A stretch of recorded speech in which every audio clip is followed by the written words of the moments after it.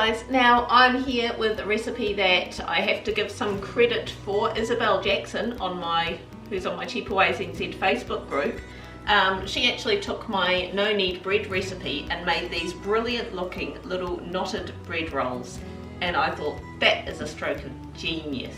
Genius, I tell you. I had a wee play and I've actually adjusted it a bit more. The bread rolls themselves are so cheap and so easy to make, but put in whatever flavours you like. I'm putting ham and cheese and a bit of relish, and it's almost like a bit of a pull apart in that it's got, you know, little pockets of yummy stuff in there.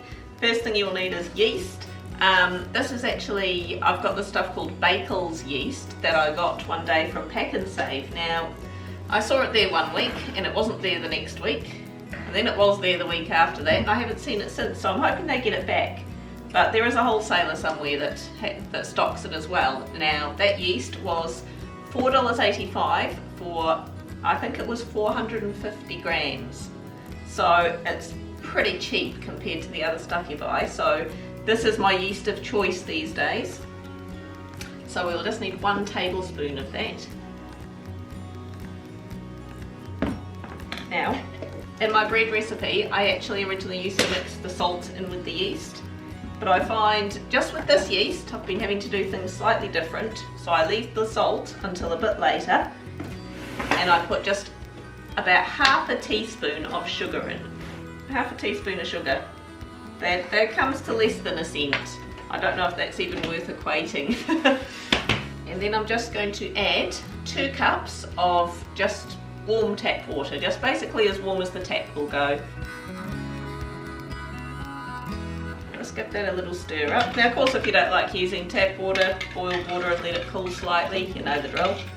Now with the flour, I use high grade flour. Now I found this stuff, Farmers Mill Summit high grade flour for $1.30 a kilo at our local Pack and Save. So I've started buying that because that is now the cheapest. So we will want about 4 cups of that flour.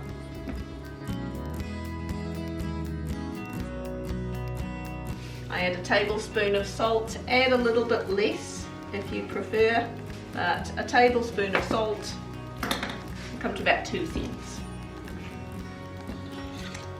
I'm just going to give that a good mix up, and then it'll just start coming together. It'll form a dough ball. It gets to about that point.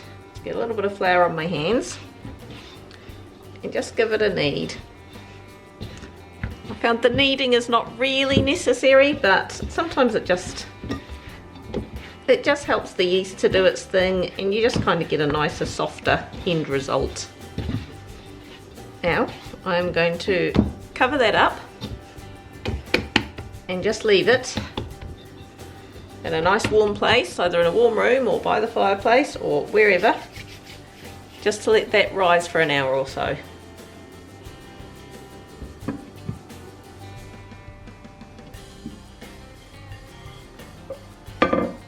Go, so that's risen up a bit.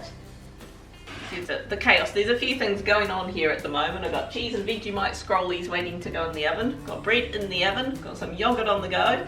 It is all go here. I got some flour already on the bench from the scrollies, and I was about to clean it up before I started filming. Then I thought, well, I need flour on the bench anyway, so punch that down a bit, and we're just gonna pop that on the bench. Put a little more flour on. Just gonna give it a little bit more of a knead just to get any air out of it, and just make sure it is all really, really well mixed, well incorporated, just for a minute or so. It's not, you know, you don't need any real intensive kneading, but just make it all nice. You don't want to add too much flour if you can help it, just enough to make it so it's not really, really sticky. Best way I've found to add the bits in the middle. I roll it out. So the cost for just this dough so far is about 90 cents. This is homemade relish. I'm not sure exactly what this cost, but I estimated if you buy some cheap relish from the supermarket, you might use about 60 cents worth. So I don't know if you, I mean, I say, put in whatever you want to put in. You know, put 2 or 3 tablespoons worth, swap it around. This just gives it a really, really yummy flavour. Then, if you're going to chuck in there, I've got some shaved ham left over. I've got about 130 grams of shaved ham here, which of course would cost about $1.30. Just going to chop that up. Just going to roughly sort of dice it into little squares. Sprinkle that all about. Oh yeah. You could try putting like mixed herbs in here or something like that too, that'd be nice. My cheese, right there. My cheese was hiding in plain sight. Things do that often. I lost my glass of water before and I found it in the pantry. I'm going to grate some cheese. I'm just going to estimate, again, I mean, put as much or as little cheese as you want in there. I'm going to estimate that I'm using about $1 worth of cheese. I don't know.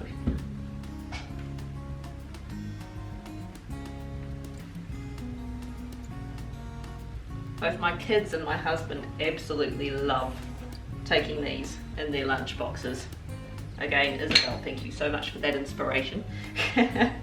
Now this is the fun messy bit. There's no rule to this. I'm just rolling it all up like this.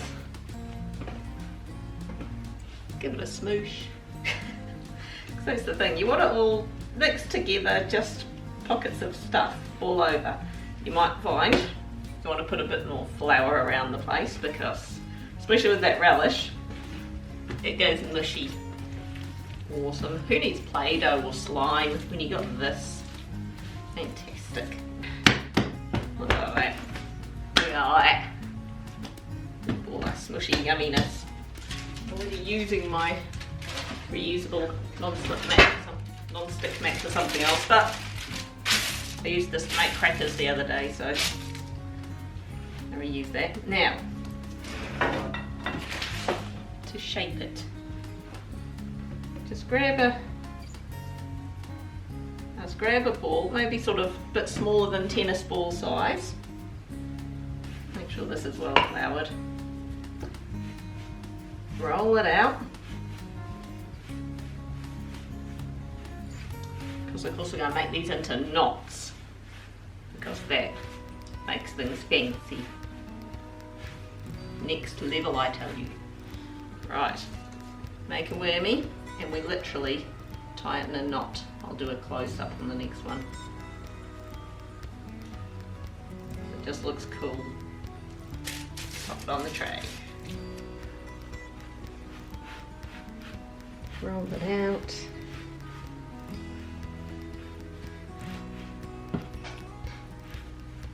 Just two, I don't know, about 2 hand spans.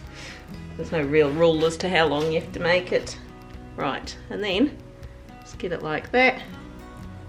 Literally tighten a knot. I just pinch those 2 ends together. There we go. Beautiful.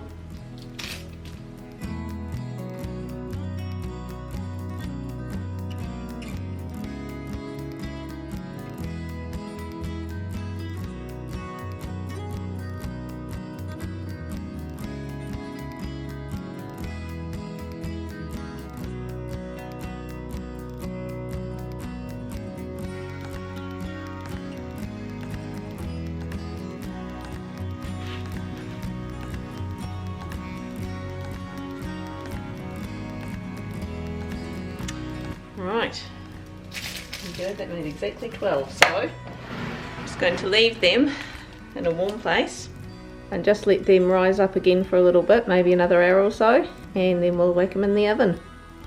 There we go, they've just risen up nicely, just to the point where they're touching each other, which is nice. So I'm going to pop them in the oven at about 190 degrees for about 20 minutes. Right, so let's grab one. Oh, it's still warm. Oh, look at that. Look at that. That is absolutely yummy. Oh, yum. I mean, these are definitely best when still warm, but this to Dad. They are still really, really good. The next day, you can just store them in the fridge, you can freeze them, whatever. And kids' lunch boxes, oh, they are absolutely yummy and moreish. Leave me a comment, hit like, subscribe, and we'll see you next time. Oh, that is brilliant. That is real good. I think it's even better than the last batch. It is. There's primo.